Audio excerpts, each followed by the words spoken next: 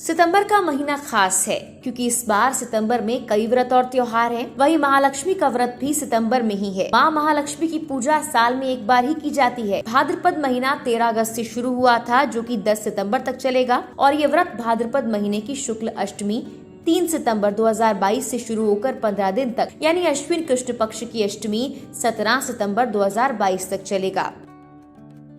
भाद्रपद शुक्ल अष्टमी को राधा जयंती के रूप में मनाया जाता है, जिसे राधा अष्टमी कहते हैं। शास्त्रों की माने तो व्रत काफी महत्वपूर्ण है। ये व्रत धन और समृद्धि की देवी महालक्ष्मी की प्रसन्नता और आशीर्वाद के लिए किया जाता है।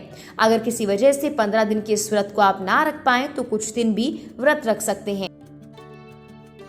इस व्रत में अन्न ग्रहण नहीं करना चाहिए। 16वें दिन पूजा अर्चना कर व्रत का उद्यापन होता है। माना जाता है कि अगर विधि पूर्वक और श्रद्धा से महालक्ष्मी व्रत पूरा किया जाए तो देवी महालक्ष्मी बहुत प्रसन्न होती हैं। मान्यताओं में महालक्ष्मी व्रत का काफी महत्व है। इस व्रत को रखने वाली सुहागन महिलाओं को लक्ष्मी माता को सुहाग का सामान जैसे साड़ी, बिंदी, सिंदूर, बिछिया, चूड़ी अर्पित करनी होती है। ऐसा करने से सुहाग की उम्र बढ़ती है और घर में सुख शांति रहती है।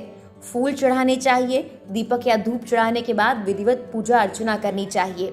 इसके बाद माँ महालक्ष्मी को कमलगट्टा चढ़ाएं और आरती करें। भोग लगाने के बाद महालक्ष्मी स्तोत्र और कथा पढ़ी जाती है। महालक्ष्मी व्रत अश्विन मास की कृष्ण पक्ष की अष्टमी तिथि तक चलता है। सुहागिन महिलाएं राधा अष्टमी यानी 3 सितंबर से इस व्रत को रखना शुरू करेंगी। अष्टमी तिथि 3 सितंबर को दोपहर 12:28 पर शुरू होगी और 4 सितंबर को सुबह 10:39 तक चलेगी। महिलाएं चाहें तो 4 सितंबर को अष्टमी तिथि की खत्म होने से पहले भी व्रत रखना शुरू कर सकती हैं। अब आपको इस व्रत की कथा बताते हैं। प्राचीन समय की बात है कि एक बार एक गांव में एक गरीब ब्राह्मण रहता था। एक ब्राह्मण नियमित रूप से विष्णु की पूजा किया करता था। उसकी पूजा भक्ति से खुश होकर उसे भगवान श्री विष्णु ने दर्शन दिए और ब्राह्मण से मनोकामना मांगने के लिए कहा। ब्राह्मण ने लक्ष्मी जी का निवास अपने घर में होने की इच्छा जाहिर की। ये सुनकर श्री विष्णु जी ने लक्ष्मी जी की प्राप्ति का मार्ग ब्राह्मण को बताया, जिसमें श्री हरि ने बताया कि मंदिर के सामने एक स्त्री आती है जो यहाँ आकर उपले थापती है। उन्होंने कहा कि तुम उसे अपने घर में आने का आमंत्रण देना और वो स्त्री ही देवी लक्ष्मी है। देवी लक्ष्मी तुम्हारे घर आने के बाद तुम्हारा घर धन और धान्य से भर जाएगा। ये कहकर श्री विष्णु चले गए। अगले दिन सुबह 4 बजे मंदिर के सामने ब्राह्मण बैठ गया।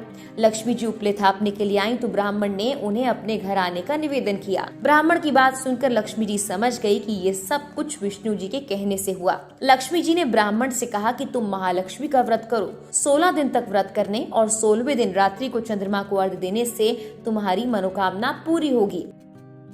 ब्राह्मण ने देवी के कहे अनुसार व्रत किया और पूजन किया। देवी को उत्तर दिशा की ओर मुंह करके पुकारा। लक्ष्मी जी ने अपना वचन भी पूरा किया। उस दिन से इस व्रत को किया जाता है। विधि विधान से अगर आप इस व्रत को करेंगे तो आपकी मनोकामना जरूर पूरी होगी।